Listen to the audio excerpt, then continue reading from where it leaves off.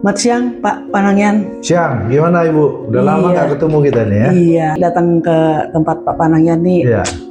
Penasaran kali melihat proses hukum yang saya alami.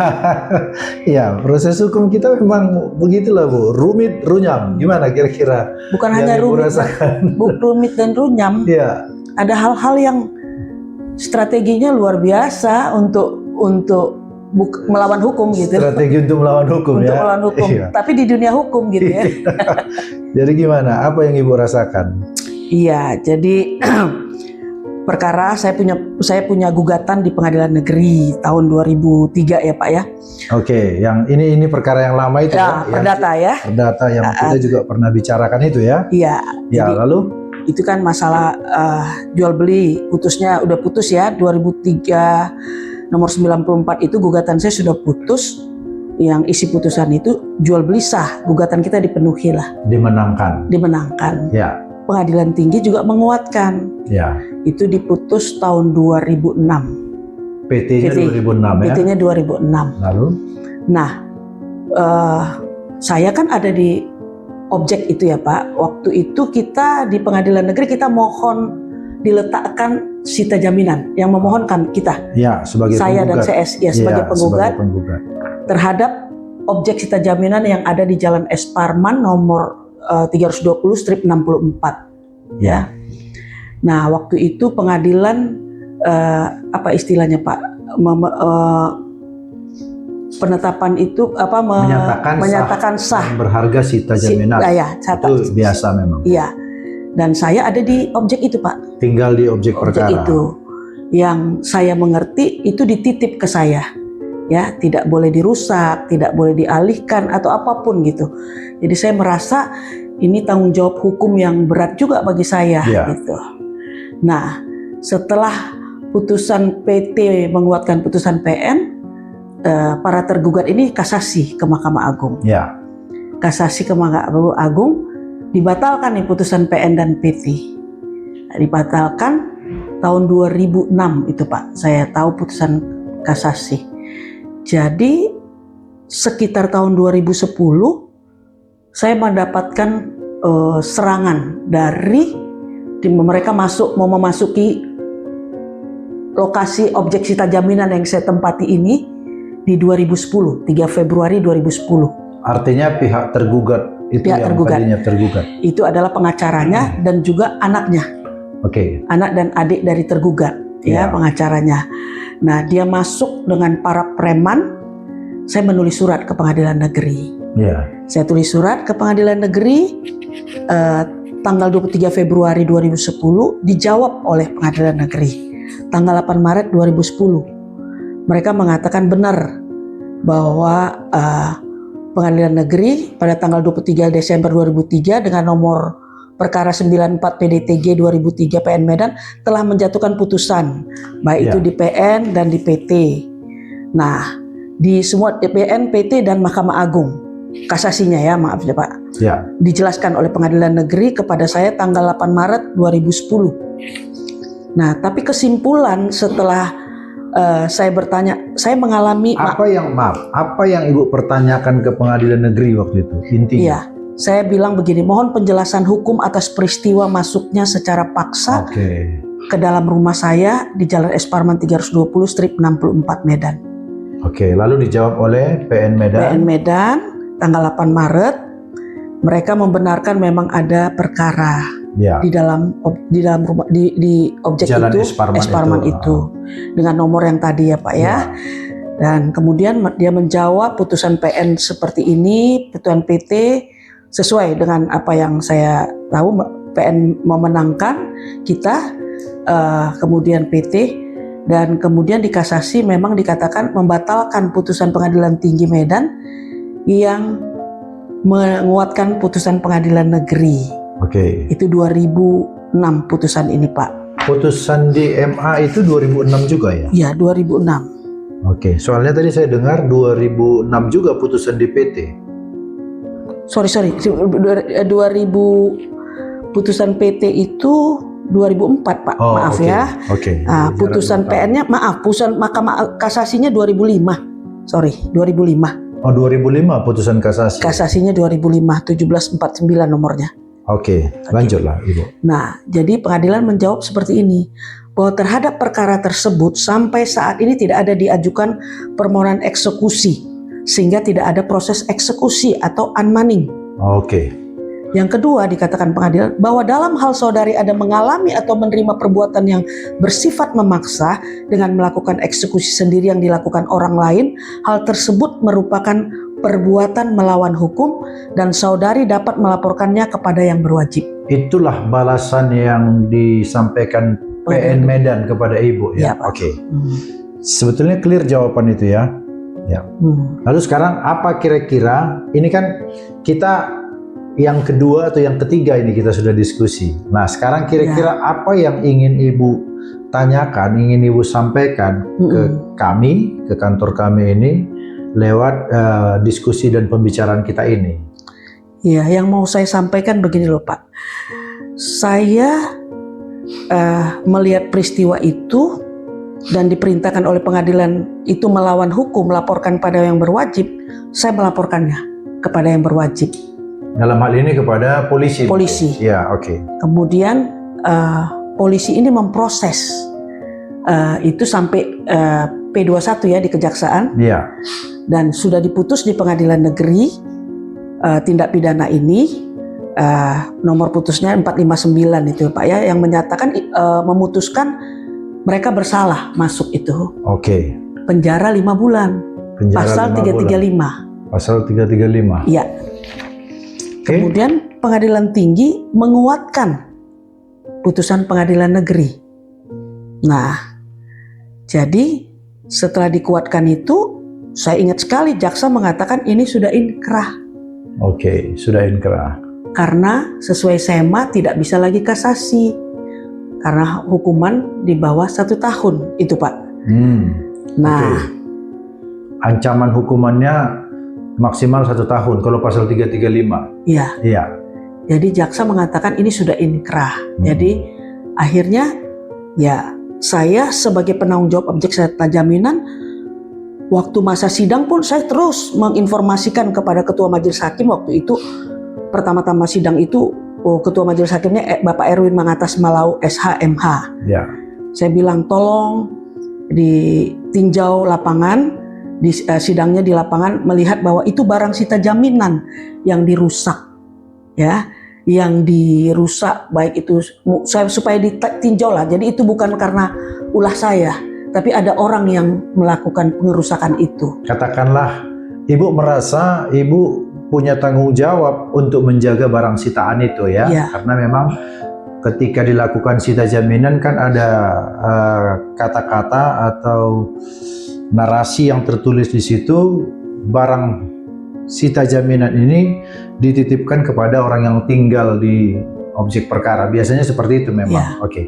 Nah sekarang mungkin kita ingin langsung masuk kepada apa yang menjadi keluhan Ibu, apa yang menjadi permasalahan sebetulnya yang Ibu alami. Mungkin Ibu bisa sampaikan untuk bisa menjadi bahan diskusi bagi kita. Iya, saya karena ini barang sita jaminan dan saya sebagai penanggung jawab, saya langsung minta kepada Ketua Pengadilan Negeri Medan Pak Erwin Mangatas Malau untuk mengeluarkan para eksekutor itu yang di dalam rumah itu, karena saya keluar Pak dari rumah itu sudah tidak aman lagi. Lampu sudah dimatikan, air sudah dimatikan, saya keluar. Jadi saya minta untuk mereka dikeluarkan dari objek sita jaminan itu, karena saya merasa itu tanggung jawab saya. Lalu waktu itu apa respon dari Ketua Pengadilan? Apakah ada surat yang dibalas ke Ibu atau secara lisan? Ada dibalas oleh Ketua Pengadilan Bapak Erwin Mangatas Malau. Apa kira-kira isinya? Dia menyatakan bahwa benar sita jaminan itu dititip ke saya Vera, ya. Tetapi itu bukan ranahnya pengadilan. Oke. Oh, kira-kira itulah jawabannya bahwa ketika Ibu minta supaya mereka diusir, dikeluarkan, itu bukan ranahnya pengadilan negeri karena mungkin mereka beranggapan itu peristiwa pidana. Pidana. Jadi ranahnya jaksa kali apa ya gitu ya? Ya, memang kalau pidana itu eksekutornya kan jaksa. Jaksa ya. Ya, tapi karena saya berpikir itu sita jaminan dan itu tidak ada proses unmanning, maka saya minta ke pengadilan Karena saya menganggap pengadilan ini kan penegak hukum ya. Oke. Kalau menurut Bapak, gimana tuh Pak? Tidak ada proses unmanning, objek itu dikuasai dengan cara ya liar lah ya bisa. Ya, oke. Nah, memang terus terang Ibu, dalam persoalan hukum ini selalu saja ada yang dinamakan dengan tindakan-tindakan penyelewengan lah ya. Artinya tidak memenuhi tahapan-tahapan dan persyaratan. Artinya selalu saja orang memang berusaha melakukan itu, cara-cara yang tidak memenuhi standar hukum. Prosedur hukum ya. Prosedur hukum. Nah, termasuklah yang Ibu alami ini. Dalam bahasan kita yang pertama pun kita udah ungkap. Tapi mungkin Ibu ini kan masih tetap merasa penasaran. Tapi saya sendiri ingin menegaskan dan menyampaikan bahwa apa yang dilakukan oleh katakanlah Martinus dan kawan-kawan yang dengan alasan membela kliennya, ini tetap kita katakan perbuatan melawan hukum. Dan itu juga sudah disampaikan oleh Ketua Pengadilan Negeri kan. Ya. Kenapa? Karena dalam putusan perkara perdata, sekalipun seseorang sudah dimenangkan, tadi kan mereka memang dimenangkan di Mahkamah Agung. Nah, akan tetapi ketika mereka ingin menguasai barang yang mereka gugat itu, ada tahapan yang wajib mereka harus lakukan. Yakni, yaitu yang dinamakan dengan adanya peringatan lebih dulu. Mereka harus memohonkan kepada pengadilan agar orang yang tinggal di atas tanah itu diperingatkan. Tujuan diperingatkan supaya keluar dengan sendirinya tanpa harus ada upaya paksa. Itu yang tujuan awal itu unmanning itu seperti itu. Nah, kalau sudah ditempuh unmanning, juga orang yang di atas tanah tidak mau keluar secara sukarela, maka ada lagi satu penetapan yang harus dilalui. Namanya penetapan eksekusi pengosongan. Ada gitu Bu. Jadi harusnya pihak katakanlah Martinus dan kawan-kawan itu yang dalam hal ini mewakili kepentingan kliennya harus melalui dua tahapan itu. Maka ketika mereka masuk secara paksa, ya ini yang selalu kita katakan dengan eksekusi jalanan atau eksekusi liar. Boleh kita katakan begitu. Eksekusi liar ya. Iya, karena tidak melalui tahapan. Dan itu kan nyata. Dari surat yang dibalas oleh Ketua Pengadilan Negeri kan dinyatakan itu perbuatan melawan hukum. Silakan Ibu laporkan, adukan. Dan Ibu kan sudah melaporkan. Ya. Nah, saya justru pengen kembali nih menanya, dari hasil laporan itu apa hasil keputusan yang terakhir? Mungkin kita perlu juga diskusi di sana. Oke, kalau di putusan Pengadilan Negeri tindak pidana eksekusi masuk itu dinyatakan bersalah, penjara 5 bulan. 5 bulan. Dengan pasal 335. 335. Iya. Oke. Pasal 335 memang ancamannya 1 tahun. Dan diputuskan hakim berarti 5 bulan. 5 bulan. Oke. Ibu merasa di situ ada masalah kah? Ya, pada waktu itu sih saya belum begitu mengerti ya soal, tapi saya sempat menulis supaya pasal itu ditambahkan karena itu objek sita jaminan ya saya. Tapi karena sudah di pengadilan apa memang nggak bisa lagi gitu ya, seharusnya waktu di kepolisian. Ya, artinya gini Bu, saya sedikit mungkin gambarkan ya tentang pasal-pasal itu. Biasanya kan ketika dilakukan penyidikan oleh pihak kepolisian, mereka yang memuat pasal-pasal apa yang kira-kira dibuatnya untuk membuat jangan sampai terdakwa ini lolos. Makanya biasa itu Bu, ada beberapa pasal. Nah, dalam hal ini kan kalau saya tidak salah itu ada pasal 170 ya. Pasal 170 itu kan kira-kira bunyinya begini, melakukan pengerusakan terhadap orang dan barang. Itu 170 ya? 170 dan ancamannya itu di atas 5 tahun. 170. Nah, memang biasa kalau penyidik ya harus membuat seperti itu supaya tujuannya supaya jangan sampai orang yang diduga melakukan kejahatan itu lolos. Itu sebabnya ada beberapa pasal yang dia buat. Lalu nanti ketika dikirim ke kejaksaan yang akan kemudian melihat ini apakah memang pasal-pasal yang diterakan atau yang dibuat oleh penyidik ini disetujui dibenarkan oleh jaksa. Lalu kemudian kalau dibenarkan oleh jaksa, maka nanti keluarlah semacam surat pemberitahuan ke polisi yang menyatakan, oke, ini berkas perkara lengkap. Atau istilah kita selama ini P21. P21. Itu kira-kira tahapannya, Bu ya. Nah, jadi sekalipun ada 3 misalnya atau 4 dakwaan, pasal-pasal yang didakwakan, nanti dalam pengadilan itu hanya membuktikan satu pasal saja. Gitu, salah satu dari pasal itu. Nggak bisa lebih ya. Nah, ada memang kalau Ibu bertanya seperti itu, ini kita kembali kepada prinsip dakwaan. Ada memang di dalam dakwaan namanya pasal berlapis. Ada namanya pasal kumulatif. Bukan pasal, maaf. Ada namanya dakwaan berlapis atau dakwaan kumulatif. Ada beberapa jenis, tapi mungkin untuk kali ini kita nggak masuk ke sana ya. Ada dakwaan tunggal, ada dakwaan subsidiar, ada dakwaan kumulatif. Nah, kalau yang dakwaan kumulatif itu memang semua yang didakwakan pasal-pasal harus dibuktikan. Tapi yang umum sebetulnya adalah dakwaan subsidiar. Dakwaan subsidiar atau dakwaan alternatif. Ada juga dakwaan lain namanya dakwaan alternatif. Seperti itu, Bu. Jadi biasanya sekalipun ada 3 atau 4 pasal yang didakwakan, nanti di dalam putusan pengadilan satu pasal saja itu yang akan dipilih. Yang mana kira-kira yang paling mendekati atau yang paling presisi untuk menyatakan si terdakwa itu bersalah. Satu pasal. Satu pasal aja ya Pak ya? Ya. Oke. Ya. Jadi di pengadilan tinggi menguatkan pasalnya sama 335 juga menguatkan putusan itu. Jadi dari 3 pasal katakanlah yang didakwakan oleh jaksa, yang menurut pengadilan negeri dan pengadilan tinggi yang terbukti adalah pasal 335. Nah, kemudian persoalannya kemudian apa lagi setelah itu? Persoalannya karena hukuman itu 335 itu dijatuhkan 5 bulan kepada si terdakwa. Dijatuhkan 5 bulan. Tidak bisa lagi kasasi si terdakwa. Harusnya tidak bisa kasasi. Bukan kasasi. Kasasi. Karena ada SEMA 8 tahun 2011. Ada SEMA nomor 8 tahun 2011 yang menyatakan tidak bisa lagi di bawah hukuman yang di bawah 1 tahun ya Pak ya. Gitu ya.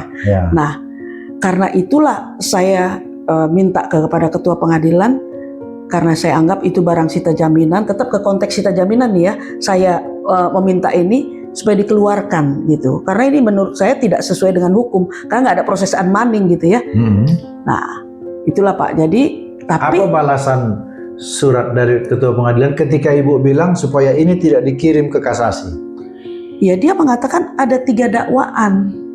Nah, itu tadi kan yang jadi perdebatan atau yang menjadi ruang abu-abu. Oke, tapi coba Ibu. Dia mengatakan ada 3 dakwaan. 3 dakwaan. Pasal yang inikan di situ ya Pak ya. 170, 335 kalau nggak salah 164 saya ada 3 dakwaan itu dia jawab ada saya. Ada 3 pasal. Ya, ada 3 pasal yang didakwakan. Ya. 170, 406. Pengrusakan. 335. Ya. Ini pasal, ini semua pasal hampir mirip. 406 itu pengrusakan. Oh gitu, dengan 170 ya hampir mirip ya. Ancamannya juga di bawah 5 tahun ini. Ya, jadi surat ketua pengadilan menjawab saya waktu saya bilang jangan dikirim kasasi, ya, jangan dikirimkan kasasi ke berkas ke kasasi. Pengadilan bilang ada 3 pasal. Jadi dia balas saya, ini 3 pasal gitu ya. Nah, dikirimlah Pak berkas ini ke Mahkamah Agung. Dengan berkas pengiriman ke Mahkamah Agung, saya dapat juga itu berkasnya. Di situ kontra memorinya kasasi jaksa juga sudah ada ya. Tetapi saya berupaya juga ke Mahkamah Agung untuk tidak diregister Pak ya. Nah, waktu itu saya ke Mahkamah Agung bulan September ya. Saya ketemu di Mahkamah Agung. Kemudian dia katakan besok Ibu datang balik gitu. Padahal paginya saya udah ngecek nih di komputernya Mahkamah Agung belum ada register. Ya. Saya balik lagi, besoknya udah diregister Bu, katanya. Dia kasih tunjuk kertas hijau ya, ini seperti ini. Udah diregister. Nah, katanya. Yang begini-begini memang yang sulit kita prediksi seperti apa mekanisme kerja mereka kan. Iya. Terkadang kita melihat mereka kerjanya begitu cepat gitu kan. Ini kan proses 1 hari langsung terregister. Sementara kadang-kadang kita perkara-perkara lain yang kita tangani itu bisa berbulan-bulan kita menanyakan belum terregister. Nah ini kan memang jadi temuan-temuan atau pengalaman-pengalaman kita yang membuat kecurigaan-kecurigaan kita memang terhadap lembaga peradilan itu kan. Ya, nah jadi Pak, Komisi Yudisial sendiri, karena ini saya laporkan ya ke Komisi Yudisial, dia sama dengan jaksa itu tidak bisa dikirim sesuai dengan SEMA dari putusan Komisi Yudisial. Saya laporkan Pak RW Didi ke Komisi Yudisial. Ya, terus dia bilang itu tidak bisa dikirim lagi, harus ditegur panseknya gitu ya. Bahwa kasasi itu sudah melanggar SEMA 8 2011. Ya, jadi kalau saya boleh memberikan pemikiran atau pendapat lah ya, apalagi Komisi Yudisial sendiri mengatakan ada kesilapan sudah di situ kan. Nah, jadi kan saya berpikir begini, harusnya memang pengadilan negeri tidak lagi mengirim berkas kasasi Martinus itu ke Mahkamah Agung. Karena apa? Karena putusan yang dijatuhkan itu kan 5 bulan. Di bawah 1 tahun. Sementara SEMA nomor 8 tahun 2011 itu mengatakan kalau ada putusan yang di bawah 1 tahun, berkas perkara itu tidak bisa dikirimkan ke kasasi Mahkamah Agung dan dianggap sudah inkrah. Nah, akan tetapi kalau dari balasan surat ini, anehnya Ketua Pengadilan berpendapat ini bisa dikirim. Kan sekarang perdebatannya di situ kan. Kita atau dalam hal ini jaksa mengatakan dan itu diiyakan oleh Komisi Yudisial tidak boleh lagi dikirim karena putusannya di bawah 1 tahun, yaitu 5 bulan.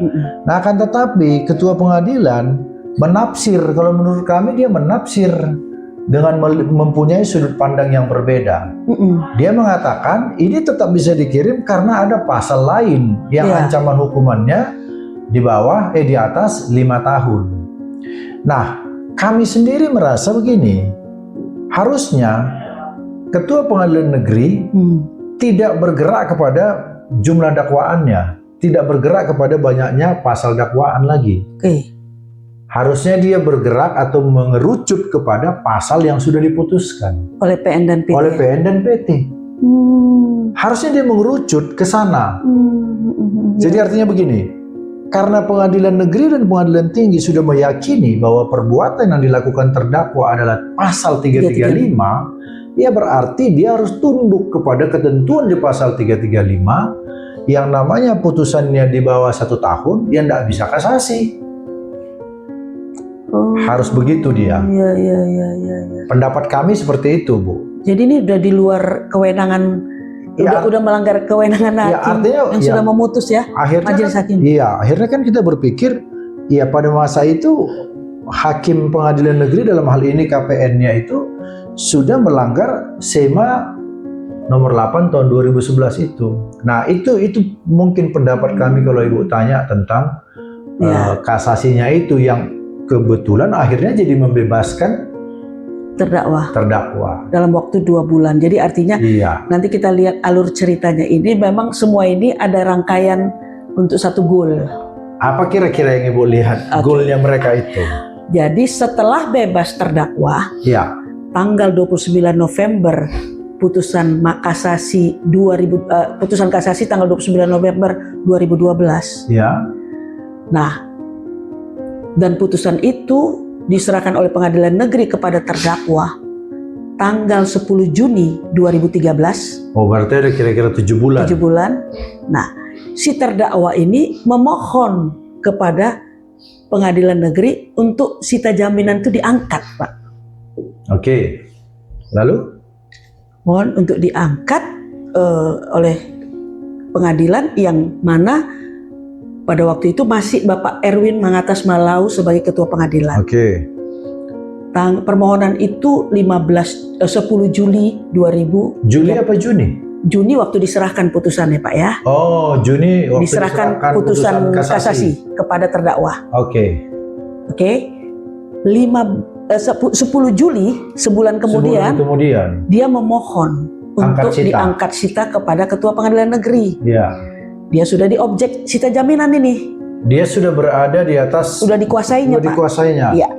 Sudah dikuasainya hampir bisa dibilang 2 tahun ya. 2013 hampir 3 tahun Pak. Sudah dia kuasai. Ya. Objek itu. Dia minta diangkat sita jaminan. Kemudian dipenuhi permohonannya untuk pencabutan sita jaminan oleh Ketua Pengadilan Negeri pada waktu itu Bapak Erwin Mangatas Malau SH.MH. Ya. Diterbitkanlah tanggal 15 Juli lah diterbitkan penetapan angkat sita. Angkat sita terhadap objek yang dikuasai paksa tanpa unmanning ya. Iya. Itu catatannya itu ya. Itu tanpa unmanning dikuasai. Tanpa unmanning dan tanpa pelaksanaan eksekusi pengosongan tentu. Iya. Unmanning dan eksekusi pengosongan. Iya. Kemudian dia minta dan itu dipenuhi, diterbitkan penetapan itu tanggal 16 Juli 2013 Pak. 16 Juli 2013 petugas dari pengadilan datang ke lokasi buat berita acara pencabutan objek sita jaminan. Itulah yang terjadi di dalam proses ini. Inilah yang menjadi pembuat jadi saya penasaran sehingga saya datang kemari ingin Bapak menolong supaya ini juga bisa jadi satu konsumsi publik ya hal seperti ini. Karena ini saya pahami juga baru loh. Ya, jadi memang gini Bu, kembali ini kan tujuan kita, saya sendiri merasa Ibu datang ke sini untuk mendiskusikan ini, saya sendiri merasa supaya ini bisa menjadi pembelajaran tentunya ke depan. Nah tentu goal kita adalah supaya teredukasilah semua ya, artinya masyarakat juga mulai paham, kemudian aparat penegak hukum juga harusnya bisa lebih berhati-hati. Maksud saya begini, karena kan Ketua Pengadilan Negeri sendiri yang membalas surat waktu itu bahwa proses masuknya siapa namanya? Martinus. Iya, Martinus ini dan kawan-kawan kan sudah melakukan pelanggaran hukum. Lalu kemudian sampai sudah ada pun perkara pidananya, ya. Sampai ada perkara pidananya dan itu seperti yang sudah kita bahas barusan aja. Menurut kita juga itu kontroversi pengiriman kasasinya. Nah setelah itu kemudian diminta angkat sita, ya kalau menurut hemat kita ini sebagai katakanlah yang harusnya taat dalam tahapan-tahapan dan prosedural hukum, ya harusnya pengangkatan sita itu tidak dikabulkan karena masuknya pun mereka ke situ ke objek perkara itu kan lewat pelanggaran tidak melakukan tahapan kan begitu. Itu dalam hemat kami. Tetapi ya inilah seperti yang kita bilang tadi terjadi saja seperti ini di lapangan. Makanya ya lewat keluhan seperti yang Ibu sampaikan ini ya semoga aparat kita lah semakin lebih berhati-hati gitu kira-kira. Itu harapan yang paling utama ya Pak ya. Iya Bu. Karena waktu diterbitkan barang sita pencabutan objek sita jaminan itu barang saya masih di dalam Pak. Saya ngotot juga sama pengadilan kenapa itu diangkat, itu barang saya di dalam, tidak ada yang saya bawa sedikit pun, semua barang berharga, ada emas, ada barang elektronik, semua ada di dalam. Itu saya titip ke Polsek Medan Baru waktu saya keluar karena kondisi udah mati lampu, kami sudah tidak bisa makan di dalam, kami sudah tidak bisa mengapakan aktivitas, seperti kami sudah di teror untuk akhirnya supaya keluar. Ya waktu itu Kapolsek bilang, Bu udah nggak aman, keluar saja. Oke, saya titipkan itu ya. Dan waktu saya titip ke Polsek, saya bilang itu berdasarkan surat Ketua Pengadilan Negeri tanggal 8 Maret 2010 bahwa itu melawan hukum, ya. Ini saya titip. Nah jadi kan Bu, saya teringat waktu pernah juga kami mengeksekusi. Ya saya terus terang dalam hal ini saya coba berusaha lebih objektif ya. Maksud saya begini, ketika kami melakukan eksekusi, kami melalui tahapan. Dia pertama sekali di unmanning, lalu kemudian memang ketika itu bersikeras lawan kami itu tetap di dalam. Ya memang begitulah, memang biasa itu. Di lapangan itu biasa terjadi seperti itu. Tapi pengadilan negeri waktu itu, di salah satu pengadilan negeri, saya sebut, kemudian ada penetapan eksekusi pengosongan. Itu yang saya bilang tadi, tahapan itu dilalui kan. Nah, waktu penetapan eksekusi pengosongan sudah dikeluarkan, kita datang ke lokasi, itu dibacakan, Bu. Oleh pengadilan? Oleh pengadilan, nanti ada jurusita yang membacakan. Nah, ketika itu dibacakan, kita belum masuk ini ke lokasi. Ketika dibacakan, masih dikasih lagi ada tenggang waktu itu. Tapi memang hitungan mungkin waktu itu kira-kira 15 menit. Nah, dikasih misalnya 5 menit pertama, kita kasih kesempatan supaya semua barang-barang yang kamu punya keluarkan dengan baik-baik. Tujuannya adalah supaya jangan ketika kita yang mengeluarkan ada yang salah, ada barang pecah, ada barang hilang. Itu tujuannya. Nah, memang sampai 3 kali waktu itu lawan kami ini tidak mau mengeluarkan secara sukarela, ya terpaksa kami keluarkan. Tapi itu pun kami keluarkan dengan hati-hati. Kita angkat barang-barangnya, terus terang memang ada piring, ada lemari. Kita keluarkan, kita taruh ke tempat yang lebih memungkinkan gitulah. Ada tanah yang kosong yang di dekat situ, kita taruh di sana. Nah, kalau Ibu bilang tadi akhirnya Ibu tidak bisa lagi mengambil barang-barang, bahkan tadi ada tersebut di sana ada emas dan seterusnya. Nah kan sebetulnya kan ini yang mau kita hindari. Kenapa kita sesalkan? Kenapa kita mau harus ada dulu unmanning dan penetapan eksekusi pengosongan? Ya, tujuannya itu untuk menghindari kerugian Ibu, untuk menghindari kerugian si termohon. Terkecuali ya sudah diberikan kesempatan, udah prosedur secara hukum semua sudah ditempuh, tapi termohon eksekusi tidak mau keluar, ya memang harus dipaksa. Tapi itu pun dengan cara yang baik ya? Kita angkatin, makanya kita selalu membutuhkan tenaga kerja atau buruh, istilah kita di lapangan itu buruh untuk mengangkati barang-barang itu. Nah itulah Pak, jadi saya udah kondisi lapar, gak bisa makan di dalam rumah, ya saya titip aja ke Polsek itu berdasarkan surat pengadilan, itu melawan hukum. Jadi saya tinggal situ, barang-barang itu saya nggak ada ambil. Nah, yang saya herannya, mengapa diberikan pencabutan sita jaminan ini, sementara pengadilan sendiri mengatakan itu melawan hukum. Ya itu tadi yang kita... Putusan di pengadilan pun orang oknumnya sama. Makanya kita bilang tadi, jadi kiranya dengan keluhan yang Ibu sampaikan ini, ya ke depan agar aparat penegak hukum dalam hal ini kan lebih berhati-hati kan. Kita tadi sudah sampaikan. KPN sendiri kan, Ketua Pengadilan Negeri sendiri yang menyatakan itu perbuatan melawan hukum, masuk dengan paksa. Seyogianya ya permohonan angkat sita itu juga tidak gampang dikeluarkan karena mereka pun masuknya ke situ kan dengan cara yang tidak benar. Harusnya disarankan kalian harus tempuh upaya-upaya yang prosedural resmi. Apa ada kemungkinan Pak karena putusan tidak dinyatakan bahwa barang sita jaminan diangkat, dicabut karena itu waktu itu penetapan kan sah. Dalam putusan Mahkamah Agung tidak ada dituliskan dicabut, sehingga itu yang membuat mereka sulit minta admani. Oh enggak, gini Bu, memang tidak ada, maksudnya begini, tidak terlalu ada kaitan ke situ ke sana ya, karena biasanya Mahkamah Agung itu dalam memberikan amar putusannya juga singkat saja.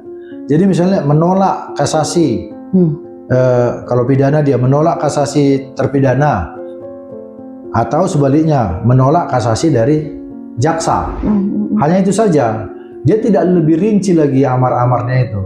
Dan biasanya dia di pertimbangan hukum yang lebih, di pertimbangan hukumnya itu dirinci, lalu kemudian di amar atau di diktum. Ini memang istilah yang agak teknis ya. Di dalam diktum itu kan mengadili. Nah, itu hanya 2 poin saja, udah nggak terlalu rinci lagi disebutkannya. Apakah sita jaminannya ini diangkat atau tidak? Padahal waktu meletakkan itu dinyatakan sah dan berharga. Tapi mungkin akhirnya mereka memaknai kalau sudah ditolak gugatan, berarti dianggap sita jaminan juga sudah tidak berlaku. Kira-kira gitu. Tapi yang mau saya ceritakan adalah saya justru tidak terlalu mengkomentari itu ya. Artinya begini, sekalipun itu sudah katakanlah sudah sah, sisa jaminan tidak ada lagi, ketika mereka akan mengangkat sita jaminan dan mengirimkan surat ke KPN, Ketua Pengadilan Negeri, itu yang kita bilang tadi, harusnya Ketua Pengadilan Negeri yang berhati-hati menerbitkan angkat sita, karena mereka masuknya pun melalui pelanggaran hukum. Itu ya Bu. Iya, jadi ini kenapa bisa? Jadi saya juga tahunya ini diangkat karena saya sebagai penanggung jawab barang sita jaminan, setelah inkrah saya tulis surat ke Polda untuk minta buat polis lain karena saya sudah keluar. Ini barang sita jaminan tanggung jawab saya. Ini putusannya, penetapannya gitu ya. Tolong diamankan. Itu sebelum diangkat sita oleh Belum diangkat Pak, okay. Sebelum diangkat, setelah saya keluar, setelah putus PT lah, putus PT Pengadilan Tinggi setelah inkrah. Tolong dijawab oleh Polda. Mereka rapat katanya jangan, supaya pengadilan yang meminta juga kepada polisi sehingga mereka dianggap tidak berpihak.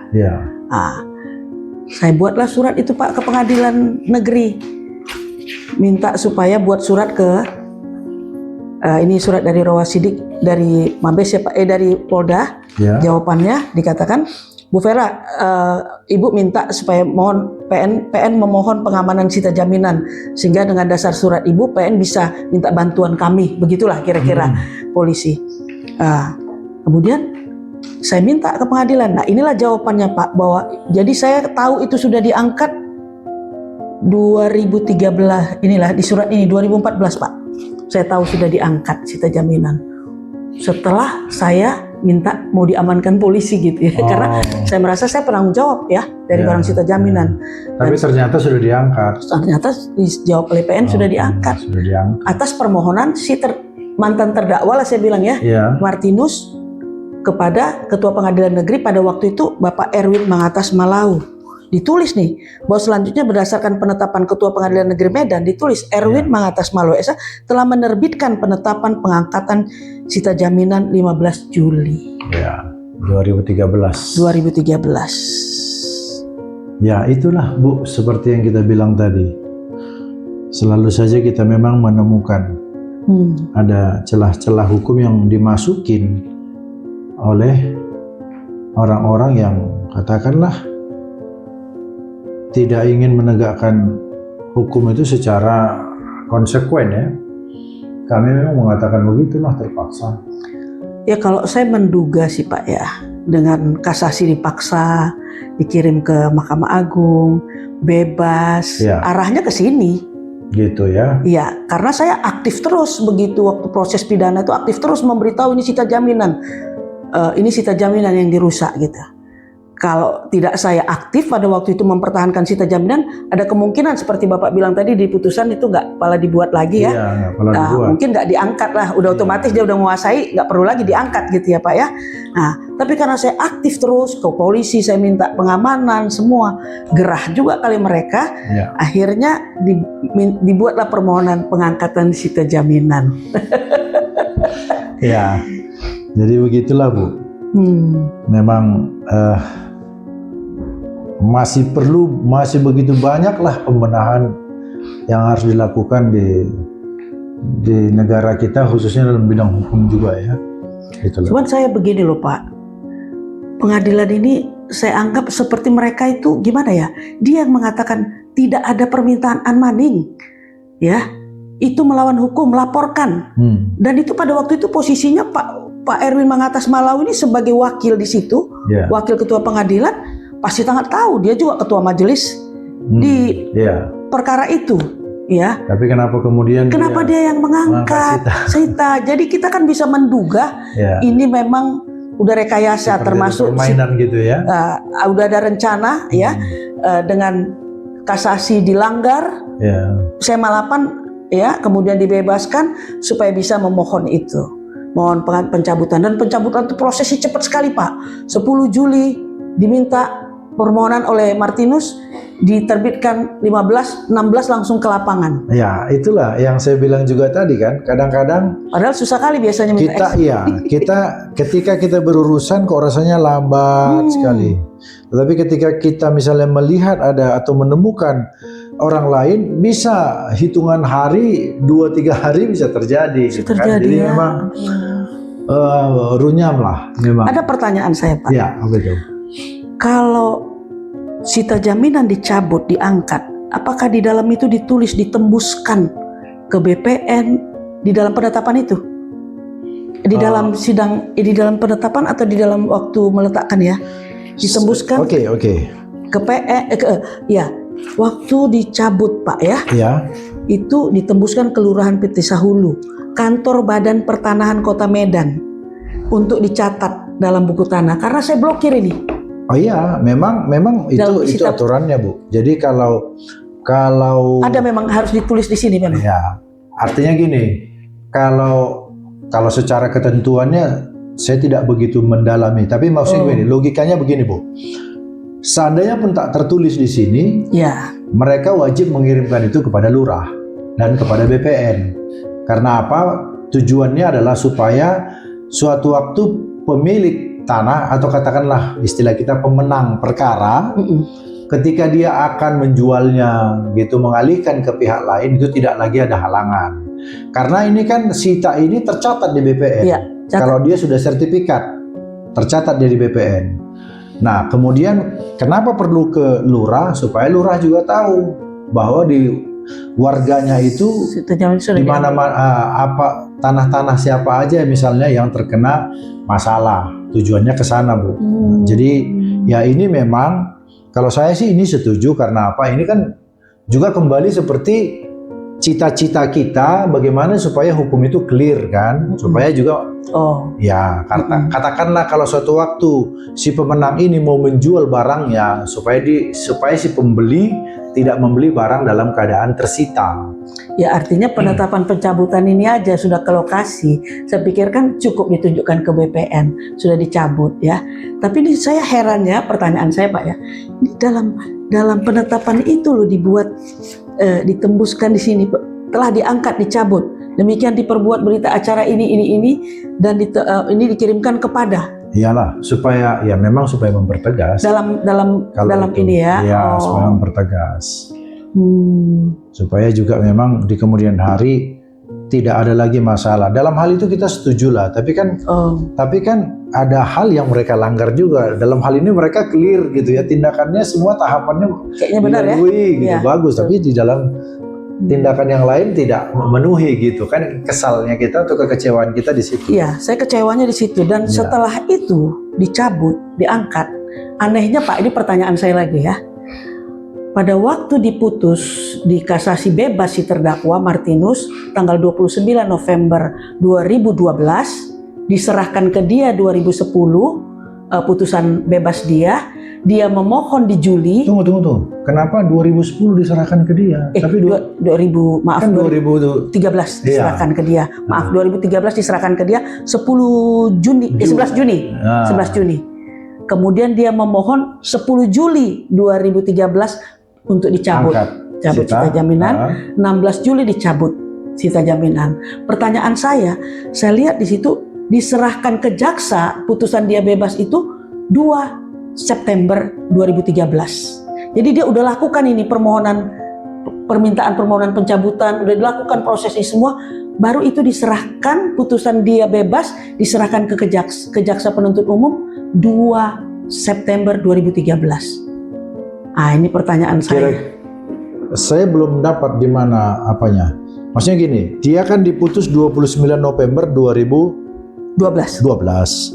Lalu pemberitahuan ke dia kan 10 Juni 11 Juni 2013. 11 Juni 2013. Ya. Akan tetapi pemberitahuan putusan ke jaksa September 2013. Ya. Gitu kan? Ya. Ibu merasa anehnya di mana? Ya kalau diserahkan sebelum dia memohon itu kan jaksa kemungkinan bisa mengupayakan apakah peninjauan kembali atau apa gitu ya, sehingga bisa terhalang toh pengangkatan ini, pencabutan. Itu yang saya berpikirnya. Kalau diserahkannya bersamaan dengan waktu diserahkan kepada si terdakwa putusan itu, nggak jauh sekali loh. Oh, maksud ibu kenapa pemberitahuan ke jaksa itu terlalu jauh jaraknya? Jauh. September. Iya, sehingga dia bisa melakukan ini. Kenapa nggak diserahkan pada saat Juni itu juga, Juni 2013, bersamaan dengan pemberitahuan ke si Martinus itu maksudnya. Jadi karena saya berpikir jaksa penuntut umum kalau menerima putusan itu di Juni yang sama dengan Martinus, mungkin dia bisa mengajukan upaya hukum. Ya itu tadi terhambatlah. Saya baru mulai memahami. Ya itu tadilah. Jadi dibuatlah ini September kan, diselesaikan dulu urusan-urusan tentang angkat sita dan seterusnya ini. Dan baru setelah itu diiklankanlah dijual di toko bagus. Tahun 2013 di bulan itu September juga. September. Tanggal 23 tanggal 22 bulan 10. Setelah ini diiklankan, ini udah dibilang bersih sertifikat tidak ada masalah, cocok untuknya segala macam lah ini. 13,5 miliar. Ibu tahu juga ya 13,5 miliar ya? Di sini diiklankan Pak, gitu. Diiklankan 13, sekian. Jadi itu yang saya melihat bahwa yang bagi saya pertanyaan adalah kok peranan Ketua Pengadilan Negeri ini loh, Pak Erwin Mangatas ini, saya lihat terlalu berani loh gitu. Apa dia nggak berpikir kalau data ini ada gitu? Dari mulai dia Ketua Majelis Hakim itu ada berita di koran loh. Majelis Hakimnya adalah Erwin Mangatas Malau. Kemudian barang-barang yang dirusak kemarin itu oleh si Martinus itu, polisi minta izin, dia juga yang mengeluarkan. Kemudian saya minta penetapan untuk mengeluarkan dari objek sita jaminan, dia mengakui bahwa itu objek sita jaminan yang dititip ke saya. Kemudian kasasi saya bilang jangan dikirim, dia juga yang menjawab kasasi. Ini ada 3 pasal yang didakwakan. Nah, ini dugaan saya bisa menjadi satu kerjasama. Artinya tidak bisa dihalangi kita berpikir secara liar kesana kemari pikiran kita memang begitulah Bu. Jadi makanya kita bilang semoga lah didengar ini. Jadi sekarang yang saya akan terus perjuangkan, sita jaminan ini itu harus dikembalikan menurut saya, karena secara hukum saya itu sebagai penanggung jawab itu dari KUHP juga dianggap kalau kita rusak atau apa itu kan. Tuh Pak, gimana Pak? Jadi ini mungkin kita tentu diskusi kita ini punya harapan lah harapan kita ke depan adalah bagaimana supaya aparat penegak hukum, APH dalam hal ini memang harus lebih bertindak hati-hati. Jadi seperti yang disampaikan Bu Vera tadi, kita sangat memahami keluhan itu. Ada tahapan-tahapan yang tidak dilalui sehingga mengakibatkan ibu ini harus terpaksa keluar dari rumah itu dengan waktu itu juga seperti terancam ada pengepungan, ada tindakan-tindakan anarkis. Jadi kembali kami menghimbau kepada para pengambil keputusan, pembuat undang-undang supaya lebih rinci mungkin mengatur dalam hukum acara perdata, hukum acara pidana, sebagaimana yang diidam-idamkan oleh para pendiri negara kita ini. Mungkin seperti itu dulu bincang-bincang kita. Lain kali kalau Ibu ada masalah mungkin bisa kita ketemu lagi. Makasih banyak ya Pak untuk waktu Bapak yang sudah memberikan selamat siang masukan.